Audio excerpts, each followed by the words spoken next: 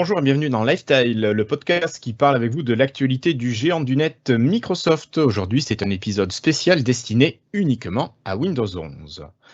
Alors aujourd'hui, on n'a pas l'équipe tout à fait habituelle, on a une équipe un petit peu modifiée. J'ai la chance d'avoir un presque ancien avec nous, c'est Étienne qui est là. Bonsoir Étienne. Bonsoir Guillaume, bonsoir Florian, bonsoir Richard. Attends, t'es en train de spoiler tous les présents là, c'est pas sympa ça. Étienne, est-ce que tu as Windows 11 installé sur ta machine? Oui, la version Dev Insider. Ok. Donc tu as vendu la mèche. On a un nouveau avec nous. On a Richard qui est là. Salut Richard. Bonjour tout le monde. Merci d'avoir répondu positivement à l'invitation de la semaine dernière. C'était avec joie, oui. Merci de m'avoir accueilli. Avec plaisir. Est-ce que tu peux un petit peu te présenter, en fait, nous expliquer d'où viennent tes connaissances un petit peu de Windows et de Microsoft? Je suis ce qu'on appelle un Microsoft MVP depuis une longue date, puisque ma première nomination date d'il y a à peu près 20 ans. Quand même, pas mal. Oui, c'est vraiment au tout début. J'étais le premier dans la catégorie développeur. Donc, je connais bien l'univers de Microsoft depuis ce temps-là, quoi. J'ai participé notamment à des concours, organiser des concours pour les étudiants pour Microsoft au sein de Imagine Cup. Je ne sais pas si vous connaissez. Donc, on en a parlé. Ça existe toujours? Pardon? Ça existe toujours, Imagine Cup? Ça existe toujours, mais maintenant c'est géré uniquement par Redmond. Mais sinon, à l'époque, donc moi je m'occupais d'une catégorie précise et on a pu faire des finales dans des endroits assez sympathiques comme au Brésil, au Japon, en Corée, etc., etc., quoi. Il y a eu en Inde également, à Paris, enfin un peu partout. Donc depuis 2002, je gère dans les antres de Microsoft. J'ai eu aussi l'avantage d'aller plusieurs fois à Redmond au sein de l'équipe de développement. Du MVP Summit. Oui, les MVP Summit. Donc où là on voyait pas mal de choses, quoi. Et mon petit doigt m'a dit que aussi tu avais pas mal travaillé à une époque sur Windows Phone aussi. Il y a quelqu'un qui m'a soufflé cette information. Je ne sais pas si tu la confirmes. Oui, comme tout le monde, enfin tous les développeurs, quand la plateforme Windows Phone est apparue, on s'est intéressé dessus. On avait développé une application, on avait vraiment été pris en main par Microsoft à ce moment-là, puisque ils nous accueillaient dans leur bureau avec des équipes de marketing, des équipes qui nous disaient, qui nous remontaient des remarques au niveau du design de l'application, etc. Donc il y a pas mal de choses. Et puis, vous savez ce que c'est devenu, quoi. Ouais. Le néant, voilà. Est-ce qu'il y a quelqu'un qui vous a mis dehors à la fin? Non, mais non, ils avaient vraiment mis le paquet quand même dessus. Ils avaient vraiment encadré les développeurs au début. Et... Tu parles de l'époque Windows Phone 7? Oui. Oui, ok. Ouais. Ok, donc avec toi, on va quand même avoir un regard très, j'allais dire professionnel, un regard vraiment technique sur ce qu'apporte Windows 11, j'imagine, ce soir. Ouais, ok. Plutôt, oui. Tu pourras peut-être corriger certaines choses sur lesquelles... Ou pas. Oui, bon, on verra bien. Et donc, on a le dernier qui est là ce soir, c'est l'habituel Florian, alias Flobo, qui est là ce soir. Salut. Ça va? Ça va. Écoute, j'essaie de faire marcher Windows 11, moi, de mon côté. Moi, il marche déjà. On voit le mien. Tu peux le montrer en temps réel sur mon écran. Voilà. Bon, j'ai pas le Windows 11 officiel parce qu'évidemment, moi, je suis déjà sur la version Insider suivante, hein, parce que c'est pas drôle les versions stables. Hein, il faut toujours être en bêta, sinon la vie est pas marrante. On te connaît pour ça. Oui, donc on va pouvoir parler un peu de ça, parce que moi je suis dessus depuis la première Build Insider depuis 3-4 mois, donc même avant, la première qui avait leaké, je l'avais installée sur tous mes PC, donc c'était même avant ça. Donc il y a déjà de quoi dire. Ok, écoutez, moi je vous propose de passer tout simplement au gros du dossier, quoi. En fait, on va parler Windows 11 si ça vous va.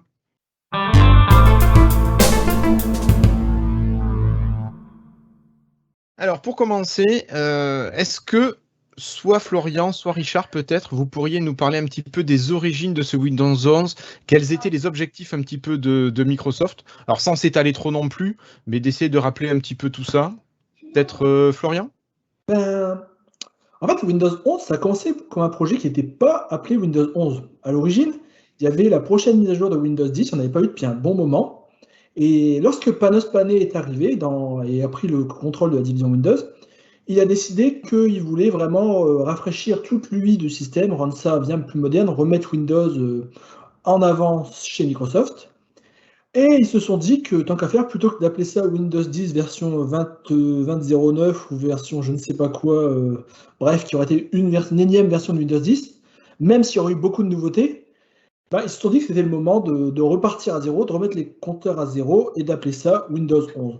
Et ça marche plutôt pas mal au passage, puisque ça fait qu'il y a beaucoup plus de publicité que si ça avait été la version Windows 10 21.009 ou je ne sais pas quoi. Et donc, c'est ainsi que le projet Windows 11 est né chez Microsoft. Et le but principal de Panos Panay était clairement de moderniser l'interface, puisque ça fait depuis 10 ans, il y avait beaucoup de critiques dans les fans de Microsoft, dans la presse, comme quoi c'était un peu le bazar côté interface sous Windows. On se rappelle, autrefois, avant Windows 8, c'était assez simple. Windows avait des thèmes, et lorsqu'on choisissait le thème Windows classique, le thème Luna, Windows XP, le thème Aero pour Windows Vista et suivants, les fenêtres prenaient l'interface du thème, et donc on avait un Windows plus ou moins cohérent. Mais avec le temps, on s'est mis à avoir des nouveaux frameworks d'applications comme WinRT, qui étaient des applications métro sous Windows 8, UWP ensuite, bref, les applications web. Et on s'est retrouvé avec Windows, avec plusieurs types d'applications et d'interfaces qui cohabitaient. Et le bureau qui avait été mis en arrière-plan par Microsoft, parce que Microsoft pensait pendant très longtemps que UWP était le futur et que le bureau, c'était vraiment du legacy.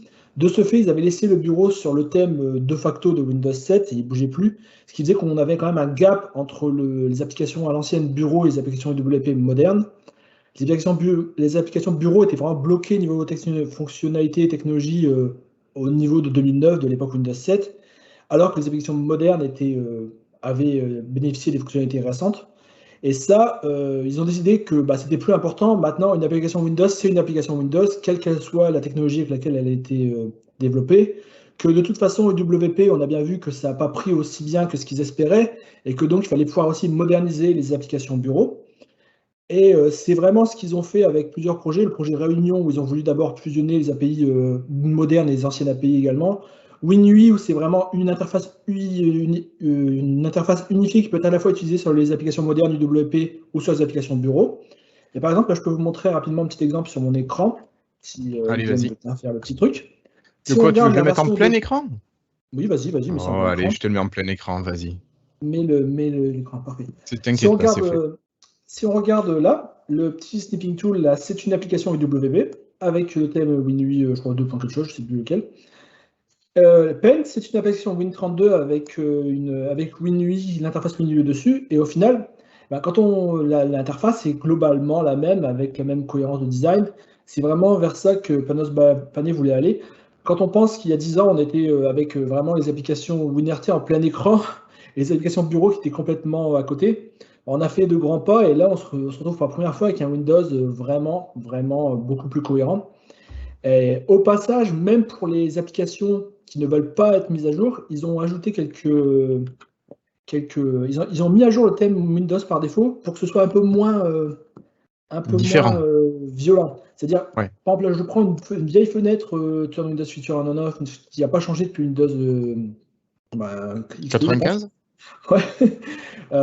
Ils ont ajouté les petits checkbox en mode un peu plus WinUI. Ils ont mis un petit peu de fluent design sur les boutons. Bref, même si on lance une vieille application qui n'a pas été mise à jour depuis Windows 3, comme je vais prendre tout truc là, le Fun Dialer, vous vous souvenez de ce machin dans 40.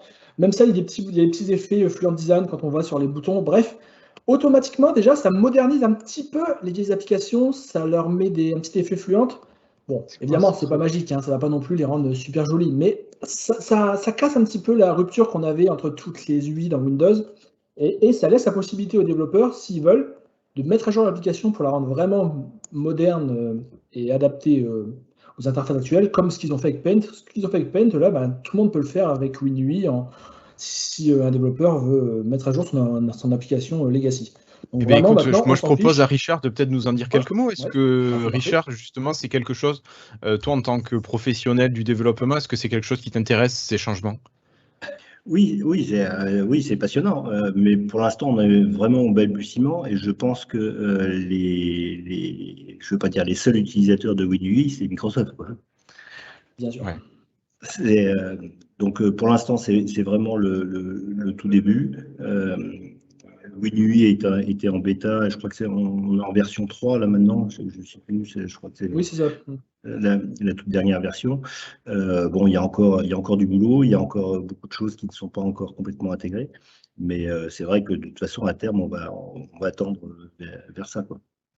Alors Richard, je voulais te demander, est-ce qu'au regard de ton expérience de développeur, quand même, qui connaît l'univers Microsoft depuis longtemps, est-ce que tu sens que ce WinUI, ça a une chance de marcher pour une fois, ou est-ce que c'est encore un truc qui va faire flop comme c'est malheureusement souvent arrivé? La seule différence, par exemple, avec UWP, c'est que UWP, c'était une technologie de plus. Là, avec WinUI, ils veulent vraiment l'unifier et que ça devienne la seule technologie qui soit utilisée pour les applications desktop. Après, ce qu'il faut voir, c'est que maintenant, développer une application, effectivement, on peut développer des applications desktop, mais il y a de plus en plus d'autres types d'applications qui existent.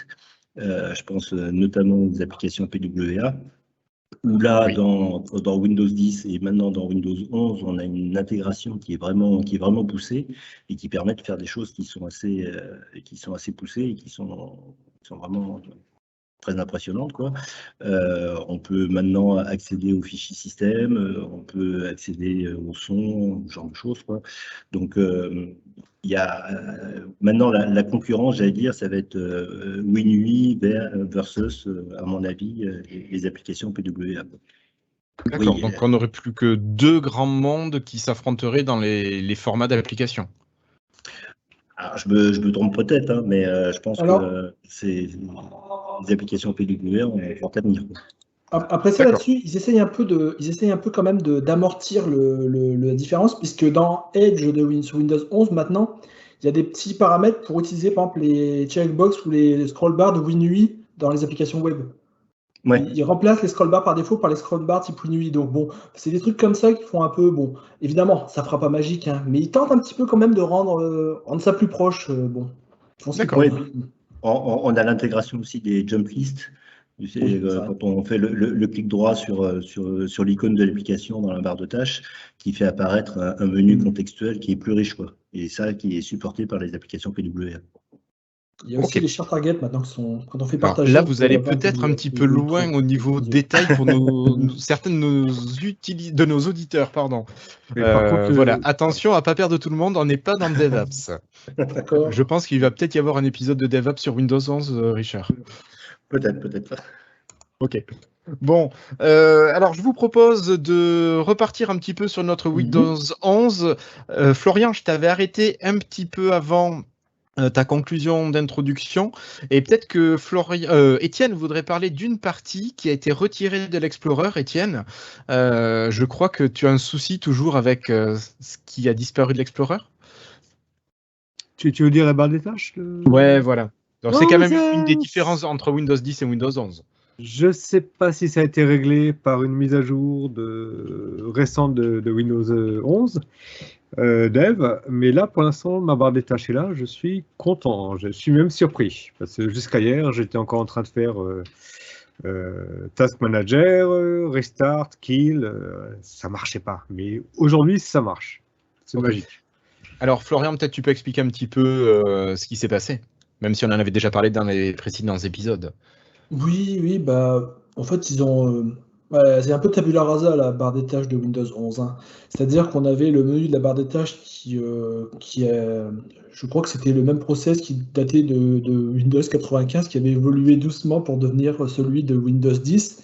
Et là, ils ont décidé de repartir de zéro et refaire une barre des tâches entièrement en UWP moderne. Et donc, de fait, elle est repartie de aucune fonctionnalité et ils rajoutent une par une au fil du temps. Et là, ils ont lancé Windows 11 avec quand même pas mal de choses encore manquantes pour pas mal de monde. Bon, pour Monsieur Tout le Monde, je pense qu'il y a assez, globalement. Mais bon, je pense que pas mal de power users, pas mal de gens qui ont leurs petites habitudes vont râler parce qu'il y a plein de petites choses manquantes sur cette barre des tâches. Par exemple, je sais qu'on ne peut pas draguer un fichier directement sur une application pour l'ouvrir avec, c'est ce que pas mal de monde faisait. On peut pas faire shift-click pour ouvrir une nouvelle instance. Dans la version Windows 11 qui vient de sortir, ça ils viennent de le remettre en dev, mais bon, dans la version de Windows 11 qui vient de sortir, on peut faire shift-click pour ouvrir une nouvelle instance. Bon, on peut encore middle-clicker, hein, donc ça va. Alors, est-ce que tu peux le dire en France, c'est middle-clicker, clic-molette? Ouais, pardon, désolé, oui. Et shift-click, non, c'est français, ça va, ça passe. Oui, shift-click, ça va. Ok, d'accord. Clic milieu, quoi. Donc, désolé. Mais voilà. Donc, bon, il y a également aussi le fait que lorsque, bon, là, mon écran est grand, donc ça se voit pas, mais lorsqu'il y a plus d'applications, quand ça déborde de l'écran, en fait, ça déborde au-delà de l'écran et tu vois pas, t'as plus de petits boutons pour voir les applications qui sont derrière. Avant, tu as un petit ascenseur qui apparaissait sur la barre d'étage, par exemple, il n'y en a pas. Ce qui est plus loin, c'est en dehors de l'écran, et c'est en dehors de l'écran, tu le cherches avec Alt Tab. Oui, Étienne? Oui, je suis même surpris, ta barre des tâches, elle est alignée à gauche, alors que par défaut, elle est centrée. Tu as fait quelque chose ou c'est une nouvelle option Oui, dans les paramètres, tu peux le remettre à gauche parce que pour moi, c'est insupportable parce que tu mets ta souris en bas à gauche et tu cliques. Hein, voilà quoi. Le bouton, si tu le mets au centre, en plus, il est même pas fixe parce que plus tu ouvres d'applications, plus il se déplace vers la gauche. Alors c'est un peu court après le bouton. Bon, c'est un peu, c'est joli, hein. C'est très joli, mais c'est pas du tout pratique pour moi. Moi, je suis comme toi. Au bout d'une heure sous Windows 11, j'avais déjà décalé mon menu sur la gauche. J'ai pas pu le laisser au milieu. Je trouvais ça absolument pas naturel. Richard, toi, tu l'as gardé au centre ou tu as fait comme nous, tu es revenu à gauche? Moi, ça fait 2 jours véritablement que je l'utilise. Et effectivement, ça m'intéresse de le mettre à gauche. Hein. Tu vas dans les options de la barre des tâches et tu pourras lui demander tout simplement de le mettre à gauche. Oui, et d'ailleurs, justement, il y a un truc bête et méchant. Habituellement, quand on faisait un clic droit dans la barre de tâches, on pouvait avoir le accès au Task Manager. Oui, le gestionnaire des tâches, ouais. Ouais, et là, on l'a plus, là. Tu es obligé de faire ton clic droit sur le bouton Windows. Sur le bouton démarrer, tu l'as encore. Sur le bouton démarrer, tu l'as. C'est le seul endroit où il est encore là. Je sais pas si je suis en live. D'accord, ouais. On le voit, Florian. Il y a pas mal de petites restrictions comme ça et c'est un petit peu... je trouve ça un petit peu embêtant. Mais bon, on va peut-être présenter un petit peu ce qu'on a justement dans le menu démarrer et dans la barre des tâches. Et quand tu es en multi-écran, quand tu as la barre de tâches qui est sur un écran, tu peux la déplacer sur un autre? En fait, tu as le choix, soit tu affiches la barre des tâches sur un seul écran, soit tu l'affiches sur tous les écrans. C'est ce que j'ai fait là. Donc là, c'est un écran secondaire. La seule chose, c'est que tu ne vois pas la partie avec l'heure. L'heure, elle est que sur ton écran principal. D'accord. Voilà. Alors, revenons un petit peu au conducteur et parlons un petit peu du menu débarré de la barre des tâches. Alors, on en a parlé. Par défaut, quand vous installez votre Windows 11, vous avez la barre des tâches qui est centrale, qui est centrée. Les icônes sont centrées avec le menu Windows qui est sur la gauche de cet alignement d'icônes. Donc là, majoritairement, je vois que Florian et moi, nous l'avons remise à gauche. Richard, je pense que tu vas le faire bientôt. Oui, je vais le faire en cours de route là. Ouais. Et Étienne aussi, sûrement. Pour l'instant, je sais pas, on va voir. Je cherche, d'accord, c'est là. Si. Mais je t'avouerai que je suis en 2 écrans et donc j'ai, comment il s'appelle, Desktop Fusion qui me met le menu à gauche et sur l'écran central, enfin sur l'écran principal, j'ai le menu standard. Donc, ça dépend de l'écran, je sais pas, pour l'instant. Donc, on a ce menu centré. Au niveau des tuiles, on a perdu toutes les tuiles. Les tiles ont disparu. Mais on a les widgets. Est-ce que tu peux nous mettre les widgets, s'il te plaît, Florian? Oui. Oh, quand j'appuie sur le bouton, ils ont planté. Voilà. Allez. Voilà, passer. Voilà. Donc, les widgets. Bref, vous avez la météo, vous avez votre photo. Ça ressemble aux tuiles. Hein. La météo, les photos, ça ressemble aux tuiles d'avant, sauf que ça ouvre pas les applications, ça ouvre la version web quand tu cliques. Donc, mais c'est pas jouable, non, en fait. C'est un peu bizarre. Ouais. Alors, personnellement, moi, j'ai trouvé ces widgets assez peu pratiques. Je sais pas si toi tu les utilises, Florian. Non, parce qu'en plus, la fenêtre, elle n'est pas maintenue. Si tu cliques en dehors, elle disparaît. Donc, c'est pas une. Enfin, tu sais, il faut que tu gardes le focus vraiment dessus pour que ça marche. Et c'est un peu. Ouais. C'est pas pratique, quoi. Ni pratique ni intéressant. Non. Honnêtement, j'aimerais bien les avoir dans le menu démarrer. Ouais. Ça Mais m'arrangerait pareil. bien. Pareil. Ouais, mais Étienne, pareil. est-ce que Ah, toi tu t'en sers de ces Absolument widgets? pas. Ça me fait D'accord. penser aux widgets de Windows Vista, donc on va les laisser parce que ça sert pas à grand chose. Enfin voilà. Faut espérer qu'on puisse mettre d'autres choses, peut-être si on arrivait à pouvoir mettre des applications finalement en widget, ce serait quand même vachement plus On peut intéressant. mettre To Do, ce qui est pas trop mal. On peut mettre To Do, ça marche, c'est pas trop mal ça. Bon, tu peux cliquer sur tes To Do directement, il n'y a que ça. Concernant ces fameux widgets, bon, il y a plusieurs problèmes. Un, c'est que c'est complètement fermé, c'est-à-dire que pour l'instant, il n'y a que Microsoft qui peut décider qu'est-ce qu'il y a à l'intérieur. Et puis la deuxième chose, c'est qu'on a cette partie news qui est basée sur le moteur de news de Microsoft et bon, qui honnêtement n'a strictement aucun intérêt, quoi. Ouais, ou quasiment zéro. Je suis d'accord avec toi. On peut pas le personnaliser comme avec MSN News à l'époque? Tu peux, mais c'est très léger et au final, c'est vraiment des catégories genre sport, fashion, machin, truc. Enfin Ouais. bref, c'était tes grands choix. C'est très différent de Google News qui lui se personnalise vraiment au millimètre près, quoi. Ouais, il ferait bien de laisser un fil RSS et basta, quoi. Oui, Ça serait plus c'est pas clair. plus mal, honnêtement. Et j'ai remarqué alors- là, Hmm. pardon, Vas-y, j'ai remarqué Étienne. là, quand tu l'ouvres, il te fait un slide de la gauche vers le centre. Avant, c'était du bas vers le haut. Ah ouais, bon. Bon, sinon, vous avez peut-être remarqué, est-ce que tu peux nous afficher, s'il te plaît, Florian, le calendrier sur la droite? Ah, mais attends, je suis sur mon écran secondaire, donc Ah oui. Oh, bah, putain, attends. Quelqu'un a un autre écran à partager ou bien je vais devoir faire un bordel pas possible? Alors, je ne sais pas si vous l'utilisiez, vous. Sur Windows 10, votre calendrier vous affichait tout ce qui était rendez-vous que vous aviez et vous pouviez même directement rajouter des rendez-vous grâce au calendrier. Ouais. Sur le calendrier de Windows 11, là que vous avez à l'écran, vous ne pouvez ni voir les rendez-vous, ni rajouter... Ah, c'est dommage, on a perdu On a perdu l'écran. le calendrier. Et reviens, voilà. Voilà.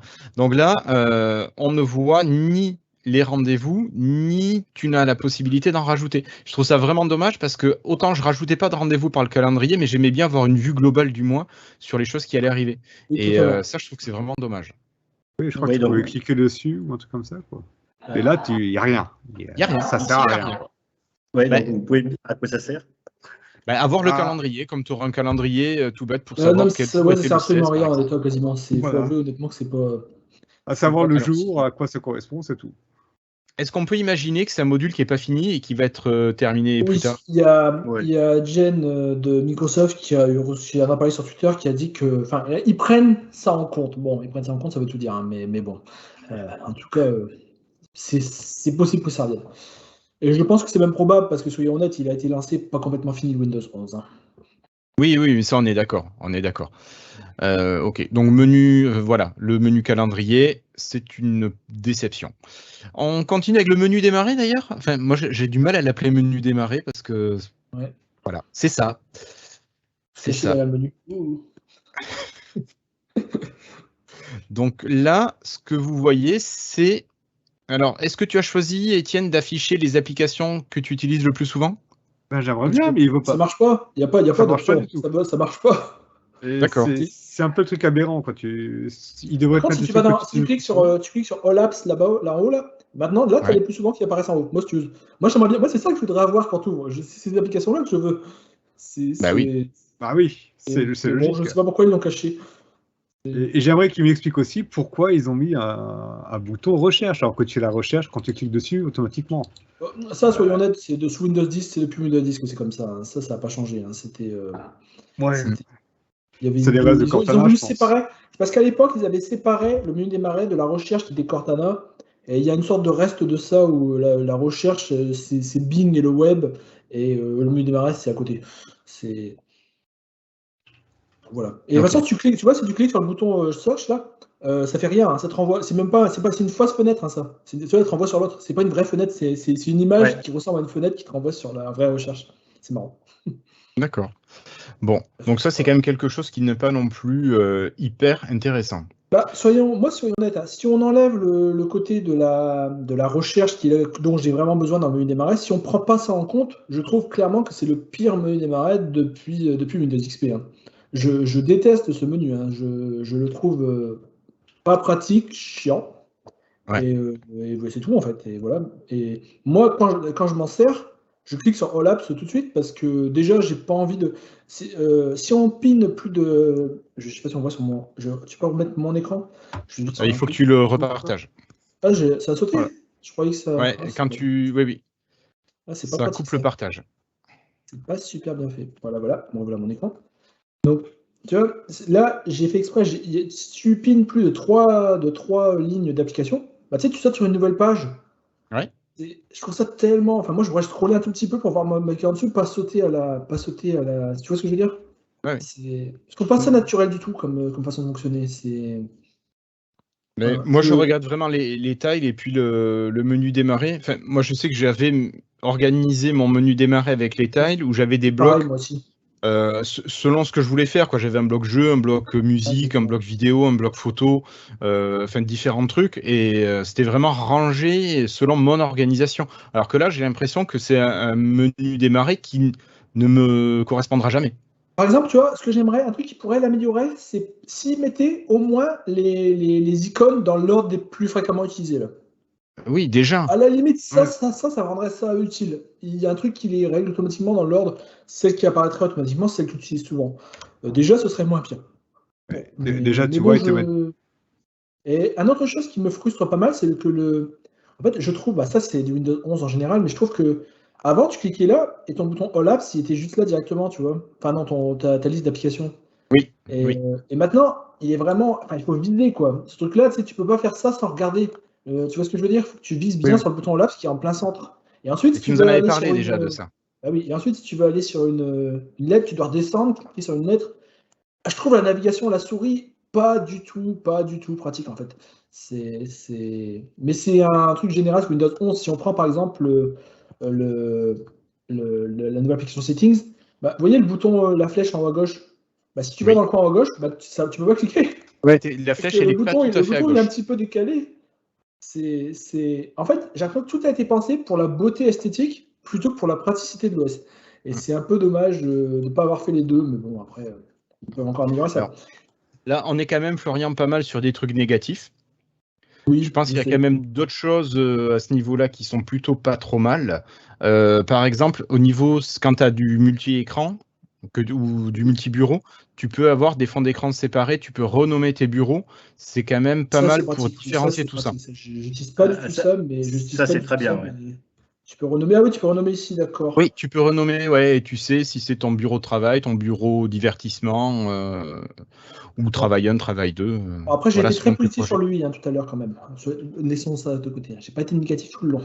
Non, mais là, c'est vrai qu'on vient de faire un gros paquet négatif sur le menu démarrer, la barre des tâches, voilà, sur ce genre de choses. Après, soyons honnêtes, Oui, ils ont la barre des tâches, ils ont tout. Le problème, c'est qu'elle n'est pas terminée.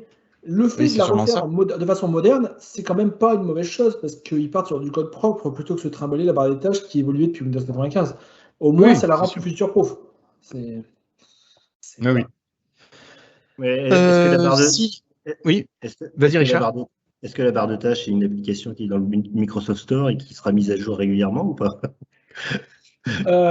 Non, parce que, en fait, je sais pas, je pense que dans les applications AWP, il y en a deux types. Il y a celles qui sont installées dans C2. Program File Windows App, je crois. Et il y a un deuxième. Non, pardon. Il y a C2. Windows et dans C2. Program File. Et il y en a, c'est celles qui sont installées qui peuvent juste être mises à jour quand il y a une mise à jour de build. Et il y a celles qui sont installées qui peuvent être mises à jour par le store. Et petit à petit, il bouge petit à petit des morceaux dans le store. Mais ça, le menu démarrer, la barre des tâches, c'est encore dans le système. Donc il faut encore un patch Windows Update ou bien une nouvelle build pour mettre à jour ça. Mais petit à petit, ils avancent quand même, hein. Ils mettent quand même de plus en plus de parties dans le store. Donc peut-être dans 6 mois, on aura une barre des tâches qui sera plus complète. Après, je me demande s'ils oseront le mettre dans le store, parce que t'imagines, tu aurais une mise à jour de barre des tâches, pouf, ton Explorer il sauterait complètement, c'est un peu. Je sais pas, à voir. Ils ne pourraient pas imaginer la mise à jour dans la barre des tâches qui ne soit prise en compte qu'après un redémarrage, par exemple? Ouais, mais en général, c'est pas encore ça. Le store, quand il se met à jour, je me souviens, parfois, le store il se met à jour lui-même, puis il arrête tous les autres téléchargements, Oui, puis il il redémarre. ferme et il relance. Ouais, c'est pas encore bien prévu ça. Il faudrait qu'ils aient un système un peu plus. Mais je pense que c'est possible, hein. S'ils s'y mettent, s'ils veulent, ça doit être possible. J'imagine. Et quelque chose. Alors, qu'est-ce qu'il y avait de plus? Est-ce que tu peux nous montrer avec Windows Tab là pour montrer un petit peu comment ça se présente? Hop, voilà. Bon, ça ressemble à ce qu'on a sur Windows 10 avec les bureaux en bas. Oui, c'est. L'animation est beaucoup plus fluide, il n'y a plus de petits problèmes. Ils ont corrigé les petits problèmes d'interface. Globalement, c'est mieux. Après, bon, c'est la même chose, hein. C'est. Ça reste assez similaire à ce qu'ils nous avaient fait avec les drivers de souris à l'époque, il y a un paquet d'années. Je Ah vois bon. pas ce Non plus, je vois pas. dont tu parles. Je sais plus, c'est sur Explorer ou je sais plus, ou l'Optical. Tu appuyais sur un des boutons et tu pouvais, par défaut, avoir une vue comme ça, quoi. Ah, c'était avec Aero sur Windows 7, tu veux dire? Je peux pas te dire, je dirais même XP, à l'époque d'XP, mais ça dépendait du driver, en fait, du driver de la D'accord. souris. Ça C'est me une dit souris rien. Microsoft. Hein. Ouais. D'accord. Ben non, j'avais pas. Ok.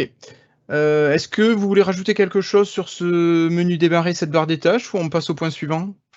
Non, je pense qu'on a fait globalement le tour, hein. Ouais, Ouais. ok. Bon, ben on va passer alors au multitâche et peut-être au snap aussi. Est-ce que tu peux montrer, Florian, comment ça se passe quand on snap une application? Ah oui. Alors, snapper, c'est quand vous allez cliquer sur le bandeau de titre de votre application et que vous allez la taper sur un bord ou sur un coin. Et voir comment ça réagit. Là, alors ça, c'est plutôt pas mal parce qu'on a ce petit truc qui permet de choisir où est-ce qu'on veut la placer sur l'écran. Ouais. Donc là, par exemple, je vais la mettre je vais la mettre sur un tiers de mon écran sur la droite, pouf. Et puis là, ça m'ouvre toutes les autres applications pour les placer. Si je veux en placer une autre, je vais placer, allez, qu'est-ce qu'on va placer? On va placer Audacity. Voilà, puis au milieu, on va mettre notre Tips. Voilà. C'est plutôt pas mal. Il y a beaucoup plus d'options que sous Windows Ouais, Windows 10, ouais. 10. Et en fait, ils ont repris un truc qui était déjà dans les Power Tools, c'est qu'ils ont intégré à l'OS. Donc je trouve que c'est une assez bonne idée. Ça montre que quand il y a des bonnes idées, ils intègrent ça à l'OS pour que tout le monde puisse en profiter. Et c'est plutôt pas mal. Donc ça, c'est bien. Après, il y a une petite limitation, c'est que ça marche pas pour toutes les applications. Parce qu'il y a des applications qui réécrivent, qui refont la title bar, la barre de titre eux-mêmes. Et dans ce cas-là, il faut qu'ils réimplémentent la fonction.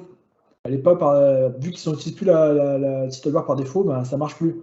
Et par exemple, on peut penser à toutes les applications Electron. Donc je pense que Teams, c'est une application Electron. Si je ne me plante pas, ça va pas marcher.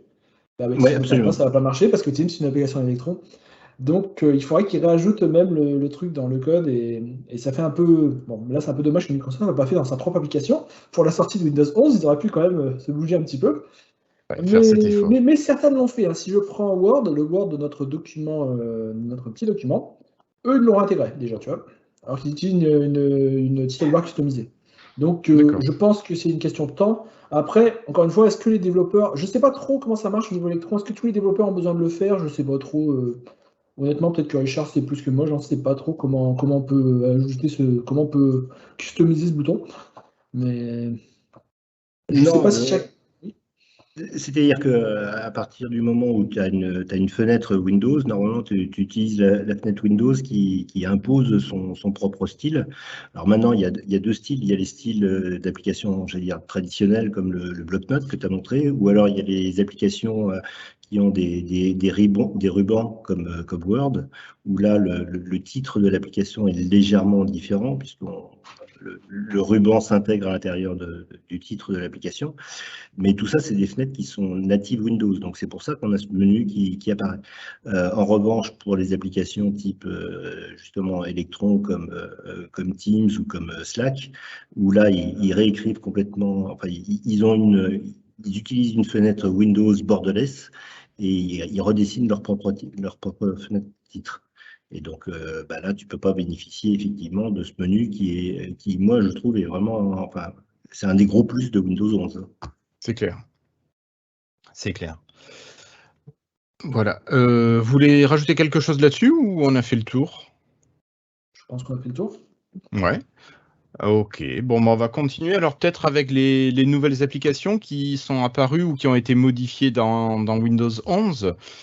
Tu nous en as déjà montré une, Florian, c'est Paint, donc qui a été mise à jour. Application ancestrale de Microsoft qui doit dater de la version 3 ou peut-être même avant. Est-ce que tu peux nous la remettre à l'écran juste? Oui, je suis en train de démarrer plusieurs applications, mais oui, Paint, voilà, qui a été entièrement refait, entièrement repeint et refait. Bref, c'est. En dessous, c'est toujours le vieux Paint, parce qu'il y a une petite couche de peinture qui aura un petit peu plus moderne. Bon, si on cherche, on peut voir que c'est le vieux Paint. Hein. Tu ouvres une fenêtre, tout de suite, tu vois que derrière la peinture, il y a encore un petit peu de vieux trucs qui traînent. Okay. Mais bon, c'est pas grave, c'est normal, c'est Windows. Hein. Honnêtement, c'est déjà pas mal d'avancer dans ce sens-là et ça reprendra du temps. Refaire tout, ça prendra sûrement des années. Hein. Mais déjà, ils sont sur la bonne voie. À côté de ça, Florian, on a l'application Photo. Est-ce que tu peux nous la lancer, s'il te plaît? Attends une seconde. Bien. Elle ne veut pas se lancer. Elle est en train de planter. Ça. Ah. Oh là là. Donc l'application Photo qui a un petit peu évolué par rapport à l'application Windows 10. Moi, j'ai pas trop eu le temps de la tester. J'ai trouvé qu'elle ressemblait quand même esthétiquement assez à ce qui se faisait jusque-là. Vous avez noté, vous, des différences plus importantes? Globalement, elle est similaire, c'est juste, voilà, j'arrive à l'amener, voilà, elle est similaire, c'est juste un refresh d'UI, en fait, tu vois, un peu, pour rendre ça un peu plus rond, un peu plus, mais sinon c'est la même chose. Hein. Elle est plus rapide on est aussi. Je d'accord. trouve qu'elle plante moins, même si elle va me planter devant moi il y a 2 secondes. Vous voyez, il y a des vieux PC chez moi, hein, des trucs qui traînent, un vieux des... c'est... Enfin, voilà. Des antiquités. Attends, un Commodore? Ouais. Mais il marche vrai, plus. en plus. Je crois que c'est l'alimentation qui est morte. Enfin, bref. C'est une petite évolution graphique, mais ça remonte pas au chaude, on va dire. D'accord. Ok. Une qui a bien évolué, c'est l'application Clock. Oui, l'application Horloge. J'aurais pas cru qu'elle aurait évolué autant. Il y a encore tous les vieux trucs qu'on avait avant. Il y a carrément un truc Focus Session qui te permet de te concentrer sur une tâche. Il va te dire combien de pauses tu dois faire dans un job. Je veux travailler 60 minutes sur une tâche, pouf, il me dit qu'il me mettra une pause, tu vois. C'est marrant, je pensais pas qu'ils auraient fait évoluer cette application autant pour en faire une sorte d'outil de travail. Ouais. C'est pas une app qui a évolué aussi pour Windows 10? J'ai l'impression que j'ai la télécharger il n'y a pas longtemps. Sur un PC, il n'y avait que Windows 10. Je ne sais pas, honnêtement, elle avait. Je sais que. Alors, sur Windows 10, pour l'instant, on a le minuteur, on a l'alarme, l'horloge internationale et le chrono. On n'a que ces 4 parties. Après, elle est aussi jolie. Ils ont aussi tout ce qui est WinUI, ça rend quand même ça beaucoup plus beau. Hein. Franchement, tu vois les petits trucs qui sautent. J'aime bien les petites animations. Je sais pas si ça se voit sur la vidéo, mais c'est. Si ça se voit, puis je pense que ça se verra pas mal. C'est plutôt sympa quand même. C'est plus joli que ce qu'on avait avant. Quoi. C'est. Quand même. Ok. Qu'est-ce qu'on a d'autre? On a, tu l'as montré tout à l'heure, voilà, mais tu l'as à l'écran, là, la partie capture d'écran, que tu as ici avec une nouvelle possibilité. Avant, on en avait 2. On avait celui de Windows 7 qui était encore là, avec même un menu qui disait attention, elle va bientôt disparaître, remplacé là par l'UWP qui s'appelait, je sais plus comment, Snap en anglais, je sais plus comment il s'appelle en français. Et Windows Shift S. Hein. Okay. Enfin, bref. Et cette fois, ils ont intégré les deux en une en fait. Il n'y a plus celle par défaut maintenant, c'est l'UWP qui a repris le nom et le menu de celle de Windows 7. Comme ça, on n'a plus ce problème d'avoir 2 applications en parallèle, une Win32, une UWP. Il n'y en a plus qu'une, elle est moderne et c'est plus simple pour tout le monde. Donc elle est assez elle est classique. Hein, on appuie sur Montre-nous les possibilités qu'il y a là de sélection, parce que là, tu peux sélectionner une zone comme tu l'as fait. Mais on a aussi la possibilité de sélectionner une fenêtre, sélectionner un écran et de sélectionner à main levée. Donc vraiment avec une forme particulière. Voilà. Et rectangle, Windows, full screen ou bien faire un dessin. Et je me suis rendu compte que sur ma surface, il me met même par défaut, il me propose de faire stylé. Ah bah oui, c'est pas mal. Là, je suis sur un PC fixe, donc ça ne marchera pas, mais il me propose de faire ça stylé, donc c'est plutôt pas mal. Ouais, Là, on va prendre un écran, on va prendre cet écran-là, voilà, et là, ça va sortir un truc. Et voilà, magnifique. Hein. Donc voilà, bon, il m'a pris tous les écrans, je pensais qu'il en prendrait qu'un, mais il m'a pris mes 3 écrans. Donc voilà. Donc bon, après, c'est les mêmes fonctionnalités qu'on avait déjà sous Windows, globalement, sous Windows 10, hein, c'est juste un petit peu... Oui, mais ça a été arrangé. la Oui, manière dont en fait, ils ont repris l'interface de la vieille application Windows 7 qui était plus simple au final. Et c'est peut-être pas plus mal pour que les gens puissent s'y retrouver. Voilà. Mais on Alors, peut toujours l'appeler avec le raccourci Windows Shift S, ce qui est quand même. Ou bien on peut configurer le bouton pour imprimer écran comme pour Windows 10 pour qu'il appelle directement ça, ce que je fais toujours moi. D'accord. Il y a un paramètre dans les options. Ouais. Étienne, tu voulais dire quelque chose? Non, juste Richard parce que tu l'as installé sur ta Surface Pro, Florian, pardon? Non, moi j'installais partout. Hein. Moi, Ah oui. moi, à l'instant où la bulle était dispo, je faisais 4 près d'un coup. Hein. Même pas peur. C'est sur la 3, Je il l'ai même marche installé sur mon pas. PC. Enfin, il dit Je pas. l'ai installé sur mon PC Pro. Oui, concernant l'outil, justement, pour revenir un petit peu à la surprise qu'on a un petit peu quand on a Windows 11, c'est qu'avant, on l'avait dans la barre de notification. C'est-à-dire que quand on cliquait à droite, là en bas à droite, on avait le gros bouton capture d'écran. Et donc, moi, hier, je crois, j'ai voulu faire une capture d'écran. J'ai dit, elle est plus là. Où est-ce qu'elle est? Alors, j'ai été dans le menu. Dans le menu, j'ai tapé capture parce que je le retrouvais pas. Voilà, donc c'est pas simple de trouver certains. Ça a repris le nom de Windows 7. Si tu avais pris l'habitude du nom de Windows 10, ça retrouvait l'ancien nom de Windows 7. Donc, si tu t'es habitué à ça, c'est mal.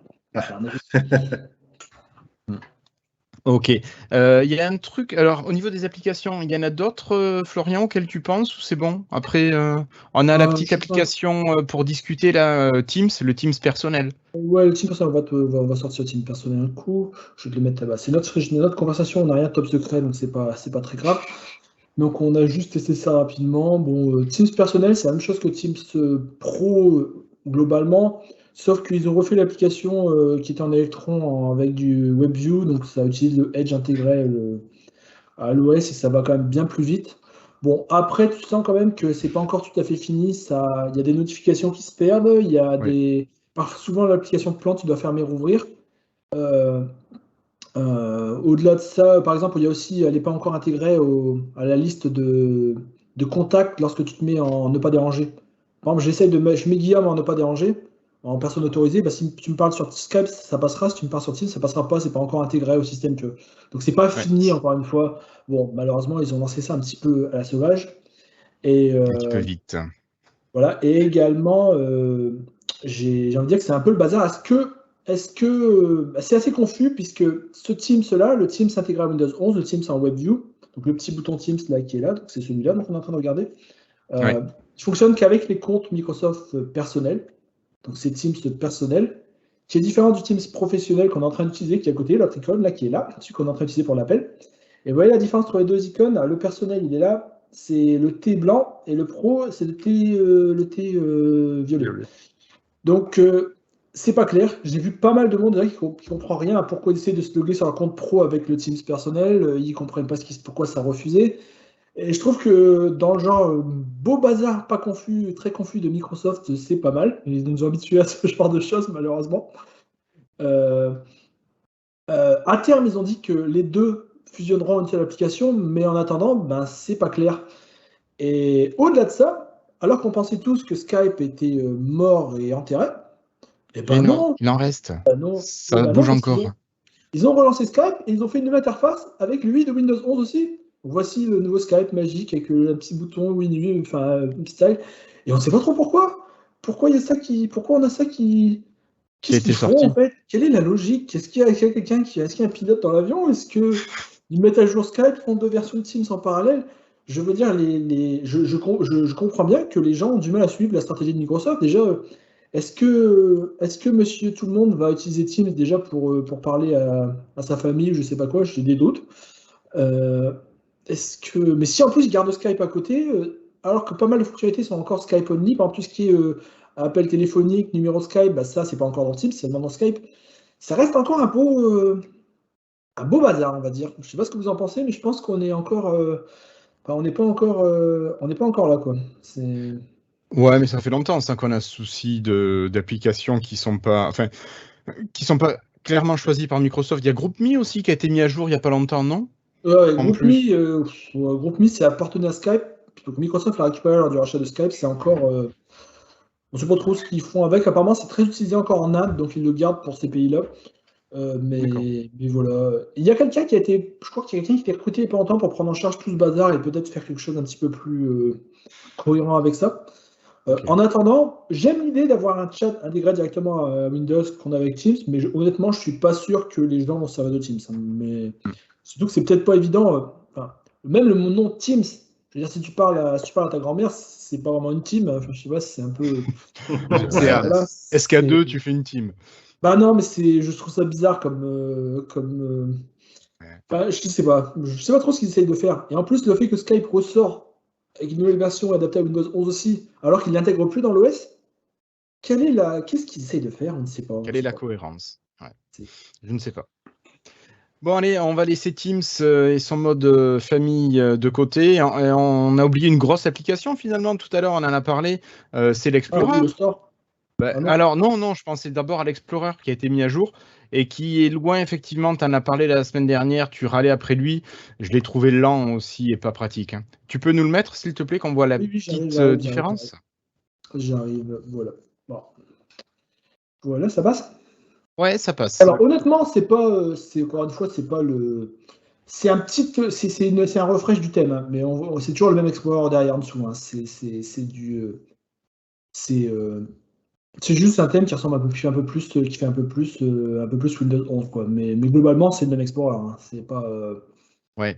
Après, tu as le menu contextuel, enfin les clics droits Oui, mais ça, sont complètement ça fait différents partie par du. contre. Oui, ça fait partie de. Ouais, c'est pas. Oui, ça c'est dans le. Oui, d'accord, si tu veux.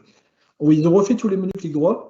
Donc on a des nouveaux menus Windows 11, mais on peut retomber sur les anciens en faisant Show My Options. Show My Options, ça retombe sur les menus Windows anciennes. Alors, Ouais. ce qu'ils ont dit, c'est que ce truc-là avait évolué de façon très organique, avec 40 milliards de trucs qui se sont ajoutés au fil des années, et qu'aujourd'hui, c'était pas très clair, c'était pas très logique. Donc, ils veulent repartir de zéro. C'est leur idée. C'est de repartir de zéro de façon propre. Donc, Ouais.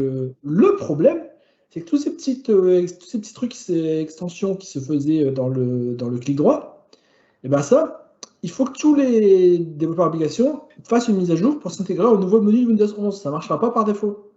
Ouais, Et oui. donc, c'est pour ça que pour l'instant, on n'a rien quand on fait clic droit. Et Ok. par exemple, un des premiers qui l'a fait, c'est justement cet après-midi, il y a WinRAR qui a sorti une première bêta qui est compatible avec le nouveau truc de Windows 11. Donc, quand on fait clic droit sur une archive, maintenant, eh ben, ça marche pas. Ça marchait tout à l'heure. Et là, j'ai l'Explorer qui a planté. Et oui, voilà. Donc ouais, tu disais que tu avais des problèmes de stabilité avec l'Explorer quand tu cliquais trop vite dedans. Dès que je fais un truc trop vite, il plante. C'est un enfer, ce truc. C'est quand même loin d'être pratique. On va retenter. Voilà. Cette fois, il se fait correctement. Et là, tu vois, Runner, c'est une des premières applications qui s'est ajoutée dans le nouveau truc de Windows 11, tu vois. Ouais. Les applications tierces peuvent s'ajouter ici, comme les applications à l'ancienne. Mais bon, encore une fois, est-ce que tout le monde va mettre à jour son application pour s'intégrer à ce truc-là? Il faut que chaque application de. Puis en plus, il y a des trucs qui sont même plus maintenus. J'imagine qu'ils existent depuis 15 ans, qu'il n'y a plus personne qui les développe. Ils ne seront jamais mis à jour, je pense. Donc, est-ce qu'on va devoir se taper les deux menus en parallèle avec le menu secondaire pour toujours? Je sais pas en fait. Après, bon, logiquement, la vieille application qui n'est plus développée, enfin qui n'est plus maintenue depuis 15 ans, tu peux dire qu'il y a peut-être quelque chose qui la remplace et au niveau sécurité, ça serait peut-être mieux de l'oublier. C'est possible, c'est possible. Mais après, c'est bon, c'est à voir. Moi, ça Après, m'a pas mal déstabilisé ce menu clic droit complètement différent. ouais, il est un peu grand aussi, hein. Il est un peu grand, je trouve. Mais bon, Ah, c'est pas ça, c'est la manière dont c'est rangé. J'étais tellement habitué à l'ancien Moi où, aussi. sans réfléchir, Ah, j'allais au bon endroit. le ouvrir avec, moi, ce qui m'a troublé, ce qui me trouble normalement, c'est le ouvrir avec qui est juste en dessous de ouvrir. Et je sais, et en fait, c'est logique. L'ouvrir avec, Oui, il est en dessous d'ouvrir. Et oui, le c'est truc, c'est logique. que on a 20 ans de mémoire que l'ouvrir avec, il est en plein milieu, ce qui n'a aucun sens au final. Ça n'a aucun sens, mais ça fait 20 ans que c'est comme ça, donc on est tellement habitué que moi, je mets ma souris directement au centre et je vais chercher là, tu vois. Mais Microsoft a raison. Ils nous disent, mais ouvrir avec, il est au milieu, ça n'a aucun sens, il doit être en dessous d'ouvrir. Et c'est vrai. Donc, de Oui, fait, oui. c'est assez logique ce qu'ils font, mais encore une fois, ils cassent la maison, on construit de zéro, quoi. C'est le Oui, but. oui. Windows 11, c'est un nouveau départ sur pas mal de choses. Richard et Étienne, vous, est-ce que ça vous a perturbé un petit peu ce nouvel Explorer et puis ce clic droit différent? Bah, moi, personnellement, ce clic droit, effectivement, ça me perturbe un petit peu, quoi. Moi, j'avais surtout l'habitude, c'était avec un outil de Microsoft qui s'appelle Visual Studio Code, qui permet d'ouvrir un dossier avec Visual Studio Code pour voir ce qu'il y a à l'intérieur, ou d'ouvrir un fichier de façon beaucoup plus efficace qu'avec le bloc-notes. Et ben là, je suis obligé d'aller dans sous-menu, Shift F10, pour pouvoir y accéder. Bon, on a Open in Windows Terminal qu'on retrouve dans les deux sous-menus. Bon, bah, faut attendre que ça se stabilise et puis on verra ce que ça donnera, quoi. Ouais. Et toi, Étienne? Le peu que j'utilise Explorer, oui, ça change. Alors, comme vous avez dit avant, tu cherches tes billes où elles sont d'habitude et là, tu les trouves pas, donc tu es un peu perturbé. Mais bon, c'est pas mon explorateur par défaut, donc je prends directeur Opus et là, je suis tranquille. Ça marche, c'est stable, surtout. Ok. Ouais. Florian? En stabilité, c'est vrai que moi j'ai un gros problème avec l'explorateur. Il est pas stable. Moi je veux dire, je clique, je contrôle-clique trop de fichiers, l'explorateur plante. Et j'ai vu sur Reddit, euh, il y a un sous-groupe d'utilisateurs qui dit qu'ils ont le même problème que moi, mais la majorité n'ont pas le problème. Donc il y a sûrement quelque chose qui fait que nous, notre exploiteur plante, mais maintenant que Microsoft ouvre les vannes et balance Windows 11 à tout le monde, à mon avis que ce problème va sûrement avoir... tu sais, s'il y a un problème, il va y avoir des milliers de personnes avec ce problème, quoi. Donc bon, ils vont finir par le corriger, j'imagine. Mais bon, il faut déjà détecter de la source. C'est Comme clair. on a vu, là, j'ai fait un clic, l'explorateur a planté. Et ça, moi, je te dis, c'est ça tous les jours, quoi. Mon Explorer, il plante à peu près 30-40 fois par jour. C'est quand même assez... c'est quand même assez bloquant pour une version qui est censée arriver au public, quoi. C'est assez contraignant. Ouais. Bon, moi je vous propose d'avancer et de parler d'un gros morceau. Alors je sais que Cassim était fan de cette partie. C'est le nouveau Windows Store. Alors je sais que tu as réussi à le faire planter, Florian, mais il semblerait qu'il soit quand même beaucoup plus stable et performant que le précédent Windows Store. Je vais faire le représentant de Cassim, oui. Apparemment, le nouveau store est beaucoup plus performant pour installer les applications, pour mettre à jour. Il y a beaucoup moins de problèmes. Apparemment, lorsqu'on essayait d'installer un jeu avant, c'était la catastrophe. C'est pour ça que l'équipe Xbox avait fait son propre store un petit peu à côté du store principal parce qu'il était tellement mauvais que ça marchait mal. Après, moi, j'installais pas beaucoup de jeux, donc je voyais pas vraiment ce genre de problème. Mais apparemment, il est déjà beaucoup mieux, beaucoup plus stable et il est plus joli également. Bon, après, ça reste un store, hein. C'est pas le du siècle. Également, ils ont ajouté la possibilité d'ajouter d'autres stores dans le Windows Store. Il y en a un qui est déjà arrivé, je crois que c'est le truc Disney, non? Je sais plus. J'ai perdu un fil en route là. Non, c'était Epic Games. Ouais, je sais plus. C'est Cassim qui spécialise tout ça. C'est Epic Games qui a son store dans le store. Voilà, ce qui est pas mal du tout, parce que ça permet de faire de l'agrégation au même endroit. On peut aussi ajouter des applications Win32. Alors, c'est même plus obligé de les packager et de les mettre dans le store. Ça peut être juste un lien vers l'application via le store. C'est-à-dire qu'ensuite, l'application elle peut avoir son propre système de mise à jour qui n'est pas géré par le Windows Store. Le Windows Store peut juste être utilisé pour l'installation d'origine de l'application. Donc, c'est pas mal d'évolution. Ça va le rendre sûrement plus utile pour pas mal de monde qui n'ont pas envie d'utiliser Microsoft ou de payer comme il fallait pour l'ancien store. Après, bon, c'est une bonne base pour repartir. On voit que l'ancien a été abandonné depuis bien longtemps. Celui-là est quand même à l'air d'être bien évolué. Même là, on voit, je sais pas si tu as mis mon écran, mais on voit les petites présentations, les petites pubs qui passent. Ça, c'est joli, par exemple. Tu vois, c'est beaucoup plus que ce qu'il y avait. On n'avait pas du tout ce genre de choses dans l'ancien store. C'était.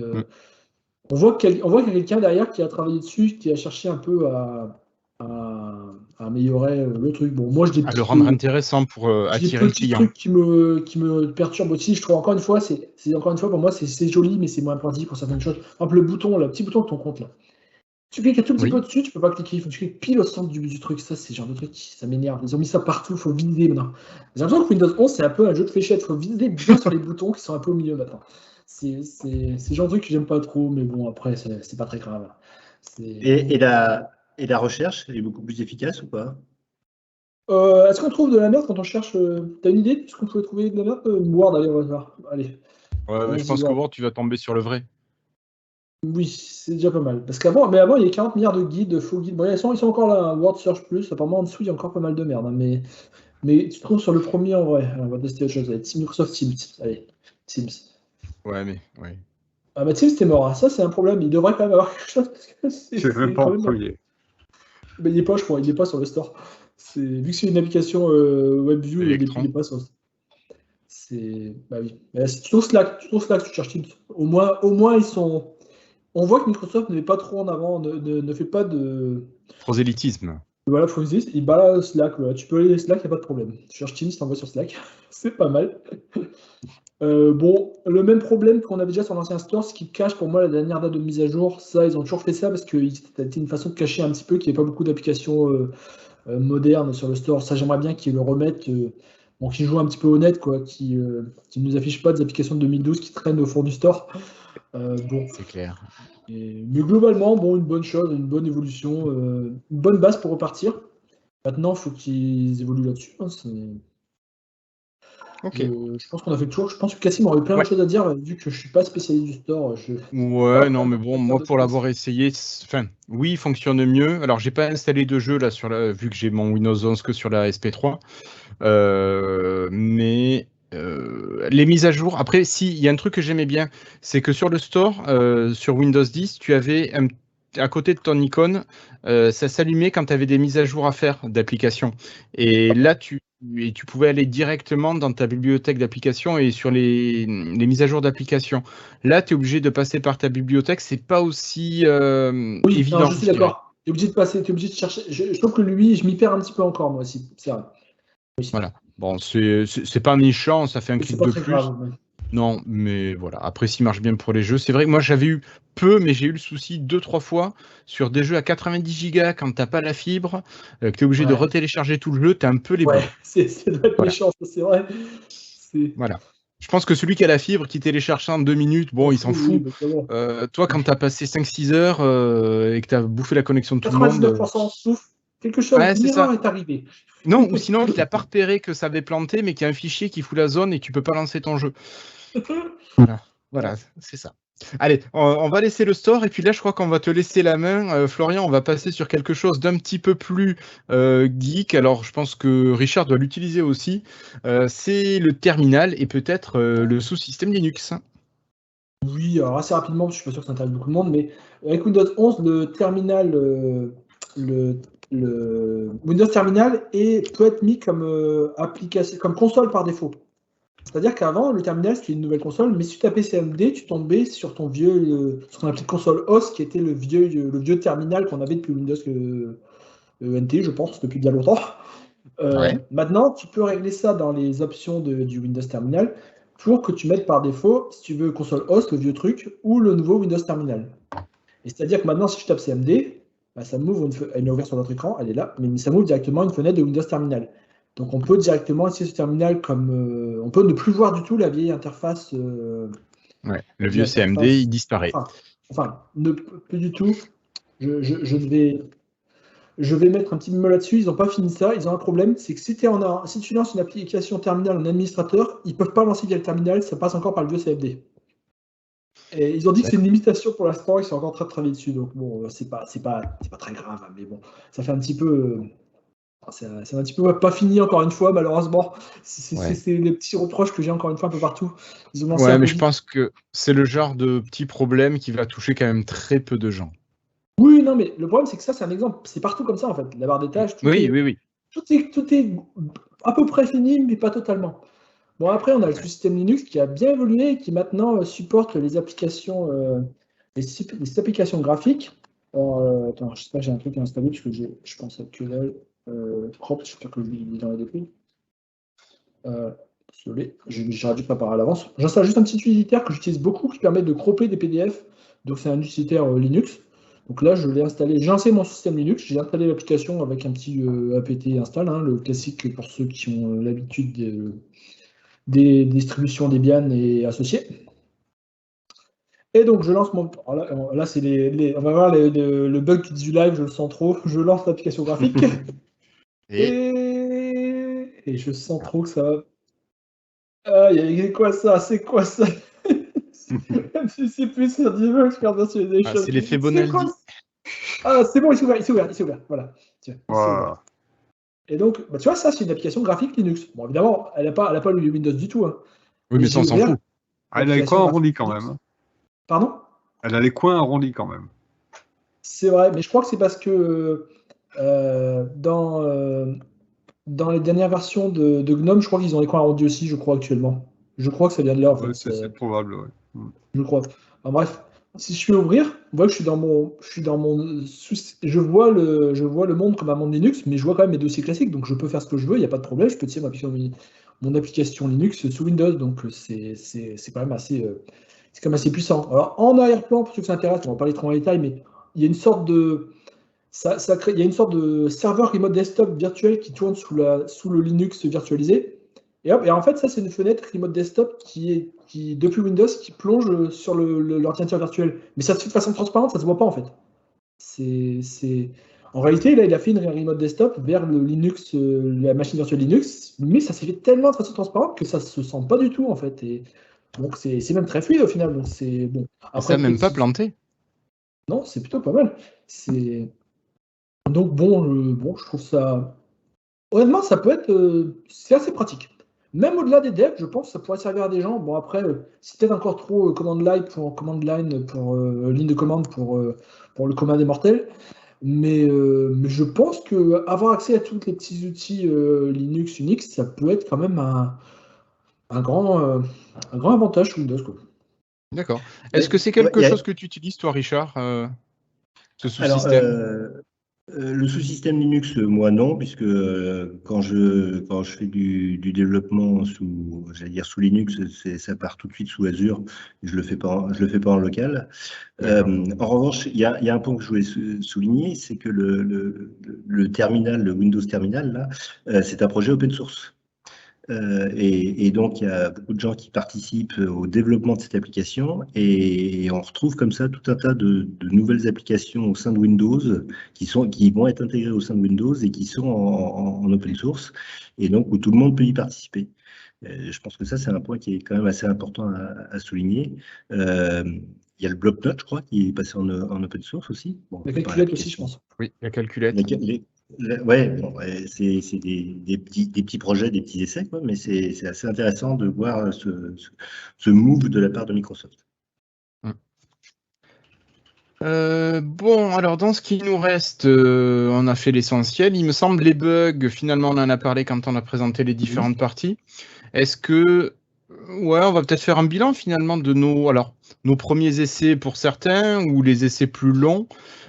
Si, il y a une chose peut-être avant de parler de ça. On a pour qui Windows 11 parce qu'on en a déjà parlé dans les émissions précédentes, mais là il y a quand même des choses qui sont un petit peu plus claires. Est-ce que tout le monde aura Windows 11, quelle que soit sa machine? La réponse est clairement non, mais il y a plein de mais, Florian. C'est compliqué. Alors, il y a plein de cas possibles. Soit vous avez un PC qui est relativement récent, et si vous allez dans les Windows Update ou Windows 10, vous avez déjà un bouton, votre PC est prêt pour Windows 11, vous pouvez télécharger Windows 11. Là, c'est bon, vous pouvez y aller dès maintenant, il n'y a pas de problème. Soit vous avez un PC un petit peu plus ancien, on va dire, je pense que c'est plus de 6 mois, quelque chose comme ça, et là, Microsoft va faire quelques checks avant pour vérifier si votre appareil est vraiment compatible, et vous avez un message qui dit votre PC est disponible et compatible avec Windows 11, ça arrive bientôt. Ouais. Dans ce cas-là, si vous voulez le télécharger dès maintenant, il n'y a pas de problème. Vous pouvez utiliser l'Upgrade Advisor, l'assistant de mise à niveau, je crois en français, je ne sais plus comment on appelle ça. Oui, quelque chose comme ça. Bref. Ou vous téléchargez l'ISO, n'importe lequel, vous montez l'ISO, vous cliquez sur Setup, ça c'est parti, vous pouvez installer Windows 11, il n'y a pas de problème. On va monter un peu plus compliqué maintenant. Alors là, si vous n'avez un PC qui ne supporte pas le TPM 2.0 ou un processeur Intel un petit peu trop vieux, donc en dessous de la 8e génération, ça, c'est moi. Ça, c'est ce que j'ai, moi. Bon. Eh bien, dans ce cas-là, si vous avez au moins un TPM 1.2, eh ben, vous pouvez télécharger l'ISO, lancer le setup. Ça va vous dire, il va y avoir un beau message Microsoft qui dit bon, votre PC il n'est pas pris en charge officiellement. S'il y a des problèmes avec les drivers ou n'importe quoi, c'est pas notre problème. Si tu installes Windows 11, tu prends tes responsabilités. On ne s'occupera pas du support. Donc ça, c'est une façon pour Microsoft de se débarrasser de tous ces vieux PC des PC, des anciens PC en fait, parce qu'avec Windows 10, ils avaient amené tout le monde avec Windows 10. C'est vrai qu'il y a des gens, tous des gens qui dataient de XP, de Vista, des vieilles machines de 15-20 ans, qui se sont retrouvés sur Windows 10. Et je pense qu'ils se sont rendus compte que côté driver, ça faisait qu'à chaque mise à jour majeure, il y avait parfois des gros soucis avec plein de machines qui loupaient le coche. Et je pense que Windows 11, c'est une façon un peu de larguer ces vieilles machines dont ils ne veulent plus vraiment assurer le support, qui doit causer beaucoup d'emmerdes, et prendre vraiment que des machines plus récentes. Donc, mais bon, donc, si vous avez au moins un TPM 1.2, ce qui je pense est un PC qui a moins de 10 ans, je pense, on va dire plus ou moins, et EFI, donc au moins 2012, vous pouvez forcer l'installation à vos risques et périls, c'est-à-dire que Microsoft ne prendra pas en charge. C'est même écrit que la garantie de votre PC n'est plus valable, mais bon, honnêtement, ça, je trouve ça que c'est un peu une blague. Hein. Ça reste du software, hein. Ça va pas griller ta machine non plus. Hein. C'est voilà quoi.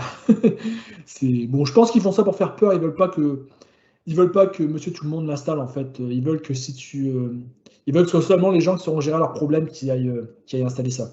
Alors si tu fais ça, Microsoft dit que tu auras pas les mises à jour suivantes. Alors on pense, c'est pas encore sûr, mais on pense que ce qu'ils veulent dire, c'est que tu n'auras pas les mises à jour majeures. C'est-à-dire que tous les mois, tu auras bien ton page de sécurité. Mais lorsque un jour Windows 11 version 22.05, je sais pas quoi, sort l'année prochaine, celui-là, il faudra que tu l'installes manuellement, encore une fois, en téléchargeant l'ISO. Bon, ça prendra 5 minutes, mais il faudra que tu le fasses toi-même. Ouais, ce qui n'est pas méchant. Voilà. Bon, on va remonter encore avant. Alors là, tu passes dans les machines qui sont vraiment si ton PC n'a pas TPM 1.2, Microsoft ils expliquent dans leur documentation que tu peux quand même forcer la mise à jour en désactivant tous les checks, en allant éditer dans la base de registre les checks de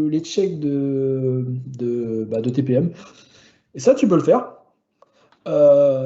Mais ils déconseillent de le faire. Ils déconseillent vraiment de le faire. Et ils vont vraiment pas en détail. Ils disent, si vous voulez vraiment, vous allez dans le registre et vous désactivez ça. Mais il n'y a pas de guide ni rien. Donc en fait, je pense que c'est une façon aussi de mettre une sorte de barrière.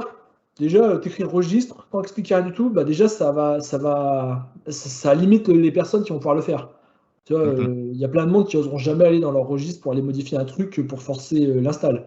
Donc ça fait que les seuls qui feront ça sur des vieilles machines sont des gens qui sont, si tu sais aller éditer quand même une clé dans la base de registre, je pense que tu es quand même un minimum un utilisateur avancé, et donc tu pourras débugger tes problèmes éventuels toi-même. Plus ou moins, hein. Bon, c'est l'idée. Donc, en réalité, quasiment tout le monde peut avoir Windows 11 si tu le veux. Mais Microsoft se décharge de pas mal de responsabilités sur les machines qui ont plus de 3-4 ans. Quoi. Bon, après, est-ce que je conseille de le faire? Soyons honnêtes, le PC de mes grands-parents, de mes parents qui sont officiellement pas compatibles, je ne vais pas les mettre à Windows 11. Hein. Windows 10 est encore supporté pour 5 ans. Eux, ils s'en fichent complètement d'avoir la dernière version de Windows ou la version suivante ou je ne sais pas quoi. On va pas créer des problèmes pour rien. Hein. Je suis pas sûr qu'il y a vraiment un grand intérêt pour eux. Honnêtement, moi, ce que je conseille aux gens, c'est que si vous sentez, si vous voulez le faire, mais dans ce cas-là, faut savoir qu'on peut avoir éventuellement un problème. Il y a peu de chance. Hein. Je suis quasiment sûr que ça passera dans 90% des cas. Mais bon, il peut y avoir des problèmes et dans ce cas-là, il ne faudra pas aller demander, espérer avoir un patch qui corrigera le problème pour sa machine. Voilà, si ça ne marche pas, ça ne marche pas. Il faut pas le faire sur une machine de production, il faut le faire sur une machine qu'on utilise ponctuellement, une machine de test. Après, ou bien il faut être vraiment quelqu'un qui sait réinstaller son OS, avoir des backups. Quoi. Si tu as tout backupé, que tu sais réinstaller un OS toi-même, il n'y a pas de problème.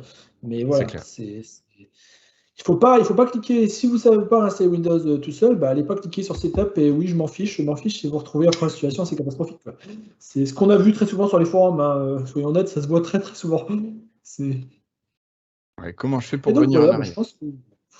Je ne sais pas ce que vous pensez, si vous avez d'autres choses à dire, mais je pense que c'est à peu près globalement le tour.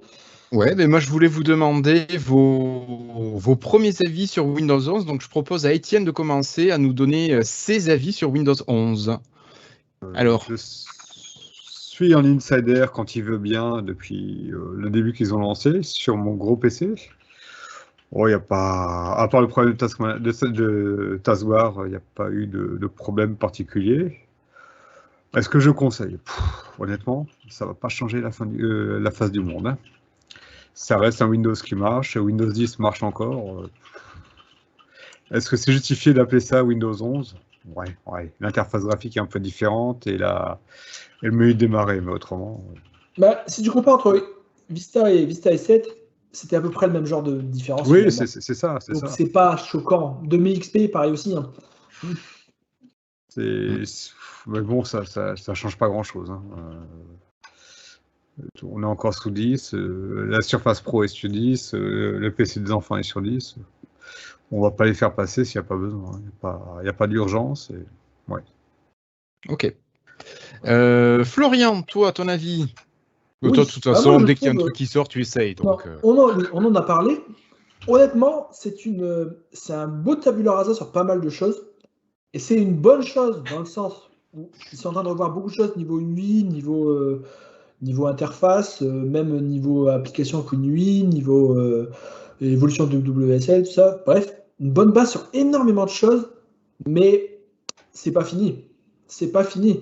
J'aime beaucoup ce qu'ils font. Je pense que ça va évoluer dans le bon sens. Ils vont vraiment dans le bon sens, mais c'est pas fini. C'est euh, J'imagine quelqu'un qui va mettre à jour son Windows qui se retrouve avec le même problème d'explorateur de fichiers qui plante 30 fois par jour comme moi. Moi, ça me dérange pas. Enfin, si, ça me saoule un peu. Mais bon, en attendant, je déplace mes fichiers en ligne de commande, quoi. Mais voilà. Mais c'est pas à workaround que quelqu'un que qui tu met peux à le jour son proposer PC. à tout le monde. Bah ouais, voilà. Voilà. Je fais ça en attendant et ça me dérange pas trop parce que bon, j'ai l'habitude des trucs insider et des trucs buggés, donc je sais faire avec une version buggée. Et puis Mais t'aimes je ça, en trouve fait. que oui, voilà, ça me dérange pas. Mais je trouve ça trop. C'est pas à tous les niveaux, il manque des petits trucs. Hein. On voit qu'ils ont. En fait, je ne sais pas trop pourquoi ils ont voulu le lancer maintenant. Est-ce que c'est parce que les machines, nouvelle surface devaient partir en même temps et qu'il y avait une problème Ah ben de oui, il y avait deadline? cette concomitance. Moi, à leur place, j'aurais attendu 6 mois, un an de plus. Hein. Je pense qu'il n'y avait pas de. Vraiment. J'ai peur qu'il y ait un peu. Et puis pareil, on a oublié d'en parler, mais il manque les applications Android. Ils ont Oui, annoncé c'est Windows vrai, ils 11 avaient promis que ça en arriverait. Ouais. grande pompe avec support des applications Android, puis ils sortent la version, puis ils disent bah ça arrivera plus tard. C'est pas fini. Mais Et c'est assez dommage. Bon, et je trouve qu'il y a trop de risques de bugs bloquants, même si bon, ça marcherait. Imaginons que ça marche dans 70% des cas. Bah, s'il y a quand même 30% des gens qui ont des bugs bloquants régulièrement, c'est encore C'est beaucoup très trop gênant. pour faire une mise à jour. Mais bon, après Microsoft Étienne. bloque les mises à jour. Il faut les forcer à la main, donc ça limite un peu. Oui, Étienne. La question en vous écoutant parler, en écoutant Florian, Windows 11, c'est pour qui? Je pense pas que ce soit pour les grandes entreprises qui ont des parcs à changer et tout. Madame Michu, ça va pas lui changer la vie, même ça va la frustrer que File Explorer ne marche pas, etc. Donc c'est qui la cible actuellement? Parce que là, je suis en train d'y penser. Je pense qu'il n'y a pas de cible. Je pense, enfin, si, il y a une cible, mais le fait est que maintenant, les nouveaux PC qui seront achetés seront sur Windows 11. Ils se débarrassent de tout le parc de vieilles machines qui les est chiés pour pour le support, soyons honnêtes. Et les geeks, s'ils veulent, peuvent forcer la mise à jour. Donc au final, j'ai envie de dire, quasiment tout le monde est à peu près content. Si tu souhaites forcer, tu peux. Si tu t'en fiches, tu es encore Windows 10 pendant 5 ans. Et les nouvelles machines, maintenant, vont être Windows 11. Windows 11, c'est un nouveau départ. Maintenant, qui va évoluer au fil du temps. Bref, je pense que Microsoft n'est pas vraiment pressé à ce que tout le monde soit sur Windows 11. Hein. À terme, tout le monde le sera. En attendant, il y a Windows 10 pour les prochaines années. D'ici 5 ans, je pense qu'une bonne partie des vieilles machines qui étaient sous Vista XP, qui a été mis à jour sur Windows 10, vont être mortes. Hein. Je pense que, à mon avis, ces Elles auront trucs-là, la fait leur batterie va temps. tenir longtemps déjà. Donc, voilà, je pense que c'est juste une façon de repartir, un nouveau départ et qu'au final, Microsoft se fiche pas mal de est-ce que tu vas mettre à jour ton PC ou non. C'est pour ça qu'ils ont monté, ils ont gardé le support de Windows 10 jusqu'à 2025. C'est une façon de. Les vieilles machines, vous continuez votre vie et maintenant on repart à neuf avec ça pour la suite. Ok. Merci Florian. Richard, toi, ton avis, alors Windows 11, tu le conseilles pas ou pas encore? Je vais répéter un petit peu ce que vous avez dit. Hein.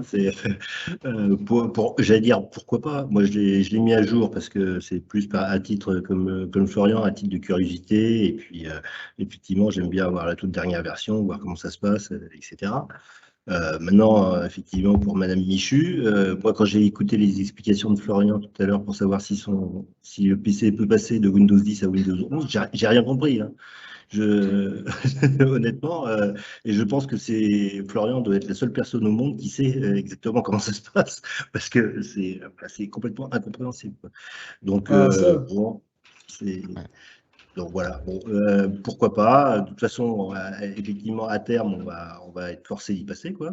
Si vous achetez un ordinateur là, pour Noël, bah, vous aurez Windows 11, vous n'aurez pas le choix. Puis voilà, quoi. Donc, bon, il n'y a pas de feu au lac, hein. Attendez, moi je dirais. Ouais. Moi, pour ma part, tu vois, j'étais un petit peu déçu. Je pensais avoir plus de nouveautés en installant Windows 11.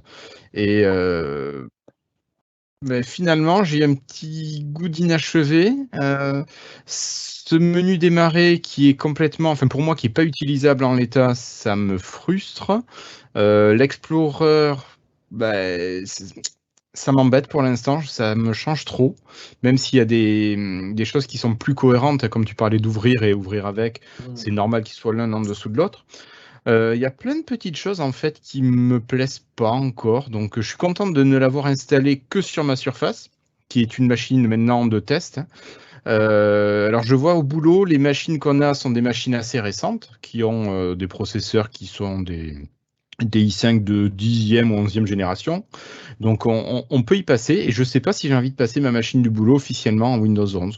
Voilà, je suis très mitigé.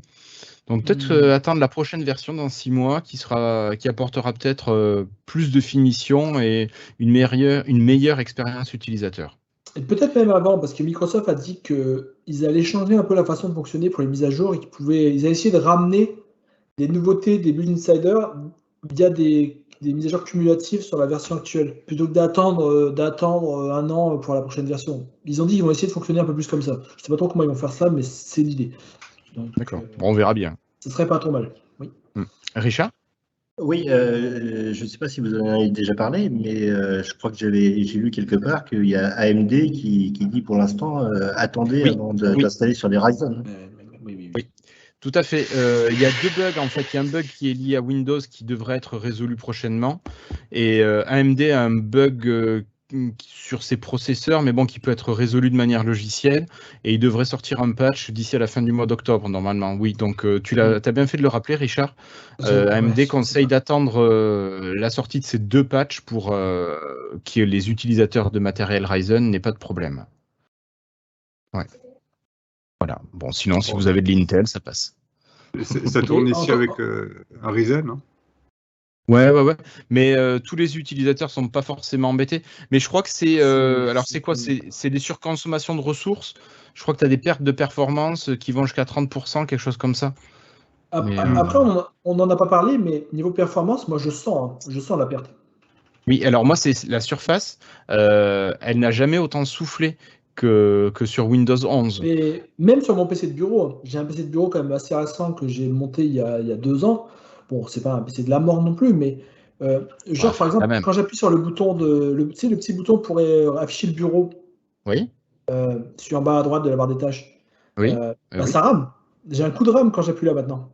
J'ai jamais eu ça sur aucun Windows avant. J'ai un petit coup, l'animation est tellement gourmande qu'elle me fait ramer mon PC pendant 1 ou 2 secondes.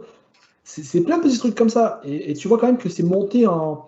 Et d'ailleurs, c'est la première fois depuis Windows Vista qu'il monte les performances minimales pour utiliser Windows.